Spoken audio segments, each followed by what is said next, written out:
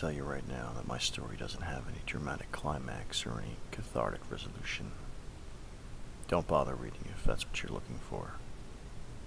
My story is of one very specific moment in my life. One which, try as I might, I cannot negate as a trick my exhausted brain played on me, or a momentary lapse of reason and subsequent plunge into childish fears. I think a fear of mirrors must be fairly common in this day and age.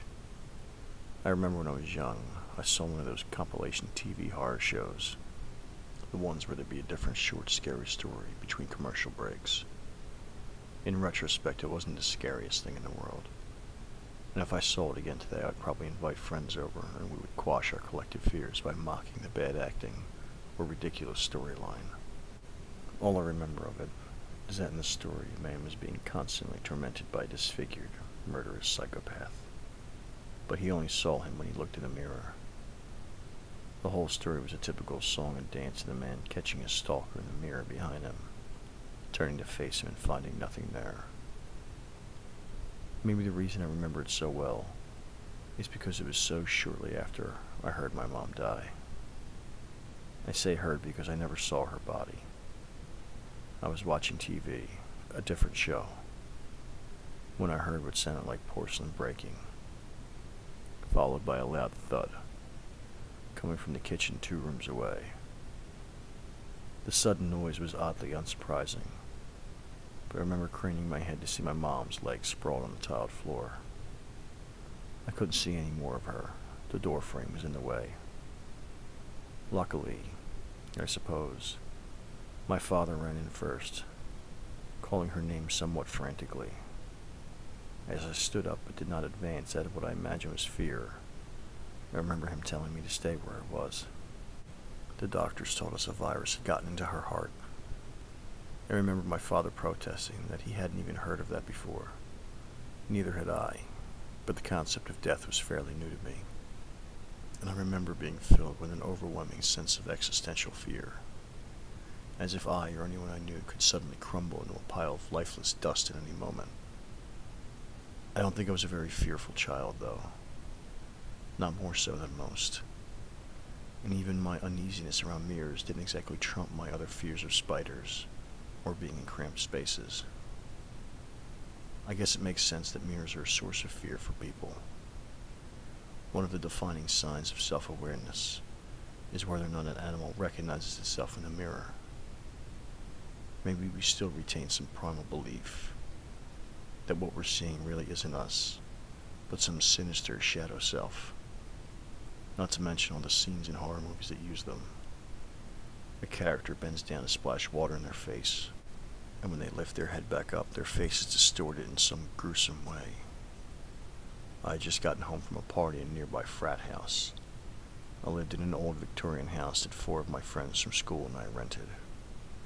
I was the only one home, having left the party early, if you can call it 2 in the morning early, and my roommates were all still out. I ran upstairs to my room, exhausted and wanting nothing more than to lay in my bed and feel the rest of the world leave me behind. But I didn't. In rare form, I decided to take a few more steps down the hall to the old, poorly designed bathroom 2 of my roommates shared with me. It was lit by a single fluorescent bulb, cased in the black and white tile in a sickly, near-green color. I ran a thin strip of toothpaste on my brush and gave my teeth a once-over, before spitting the slightly brown spit and foam down the sink. When I looked up, I saw her, standing behind me in the bathtub with the curtain drawn wide open. My mother's mouth hung down as if screaming, but without any sound. I could tell it was my mother, but she was a grotesque shadow of how I remembered her. Her eyes were either completely gone or simply black in color. The sockets were vacuums within nothing reflected. Her skin was so pale it was almost blue, and her dark hair looked drenched in water, hugging her scalp tight and falling in front of her shoulders in thin strips. Her mouth wasn't exactly screaming, so much as hanging open, impossibly open, much further than a person's jaw can extend. She seemed to be wearing a thin white nightgown, drenched like her hair and clinging to her emaciated body. Her stick legs looked like they were going to buckle under her weight, while her arms reached back against the walls. I must have seen her only for seconds before turning, screaming and falling backwards, slamming hard against the tiled floor. The tub was empty. There had been no sound, and now as the echoes of my cry dissipated, I could only hear my heavy breathing. I don't know how long I lay on the floor of the bathroom, the fluorescent bulb dully buzzing as I became too frightened to even move. Eventually I heard the downstairs door swing open, as a parade of drunk college boys and their floozies poured in for the night. They found me on the floor, and thought it was hilarious that I was so drunk I'd almost passed out in the bathroom. I never saw her again. I never want to see her again, and every day I wish I hadn't.